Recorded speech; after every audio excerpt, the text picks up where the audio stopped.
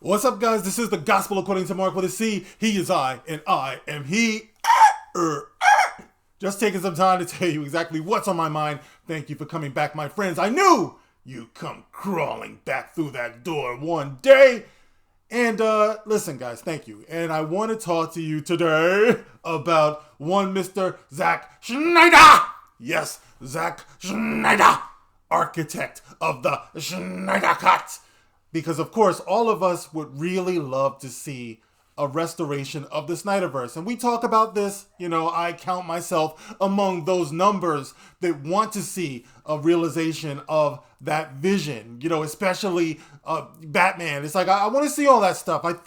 I do believe that they will on to something, but it looks like we might not get an opportunity to see a restoration of the Snyderverse, no matter how we call for it. Sometimes you can't always get what you want. And if you try sometimes, you just might find you get what you need. But in light of this article that I have here, I'm wondering, is it even worth it? Selfishly, we want to see a restoration of the Snyderverse. But could it be that it's just not something that Zack Snyder would be wanting to do under the current conditions? Because we know that he's been embattled, with the company, with the studio execs and Warner Brothers and all that stuff. I don't get into all of that. You would go to my brother Fatal J for all of that stuff, that behind the scenes, back and forth stuff. All I know is the commentary that I make on certain news bits that I see. And this is one of them. All right. So Zack Snyder says that he was tortured while he was making these movies, or this movie. And he said that every day was a fight. Ooh, and they would not treat him right. And they would not see the light. And he just can't fight those big wigs. He was tortured. He was tortured. He was tortured. When you call my name, it's torture. Burning like a flame, it's torture. When you call my name. Oh shit, I'm gonna kill myself one of these days. I hope you appreciate the lengths I go to entertain you. Or hurt your eardrums, one or the other. But listen, Zack Snyder says that he was tortured, right? And he said in this article, and I got this from Screen Rant, Snyder spoke about his relationship with Warner Brothers during the Justice League Snyder Cut experience in an interview with Up Rocks. Sounds so dirty. Up Rocks. You can up these rocks. While he does not regret getting the chance to make the Snyder Cut, he says the studio didn't make it easy for him. According to Schneider, hey man, they're the ones that's been aggressive, not me, man. I haven't done anything. He went on to talk about some of what he dealt with, explaining every day they turn around and do some weird passive-aggressive thing, man. So I don't know. It's weird.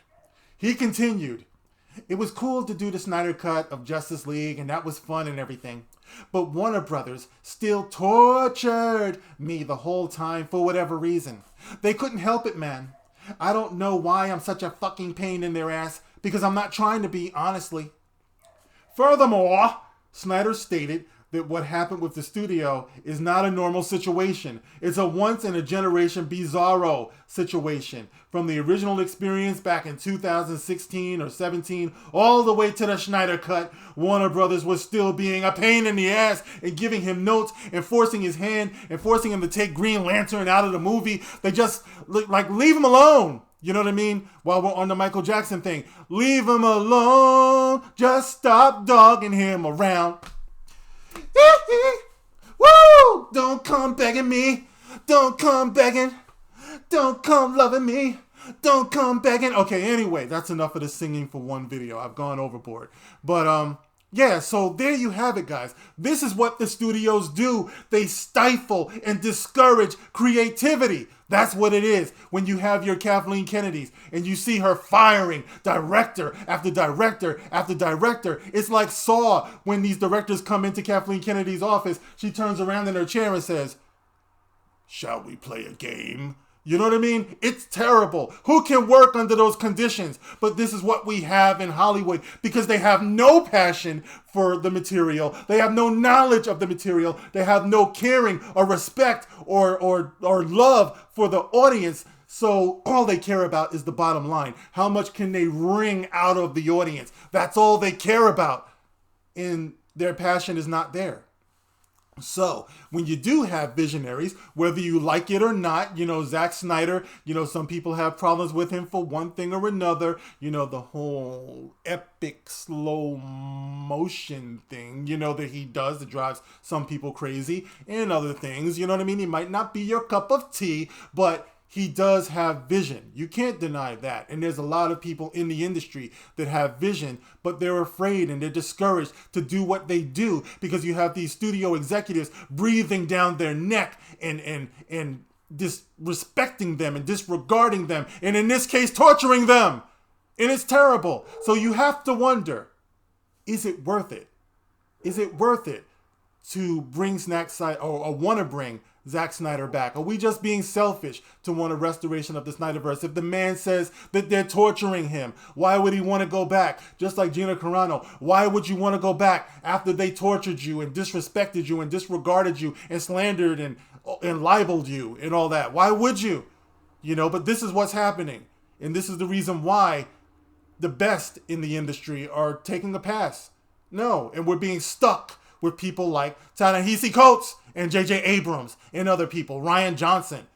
That's what's happening. They're taking it away, guys. And this is the reason why. So what do you think? Is it worth it for Zack Snyder? Is it selfish of us to want him to come back? Or should we just say sayonara? It was good while it lasted. Thank you, Zachy boy. But we just can't do this anymore. I don't know. What do you think? You can get in the comment section and let me know your opinions on this. As always, you can like, you can share, you can subscribe, and you can catch me on Twitter if you so desire. If not, I'll catch you in the next one. Thank you for listening, guys. This is The Gospel According to Mark with a C. Rock on.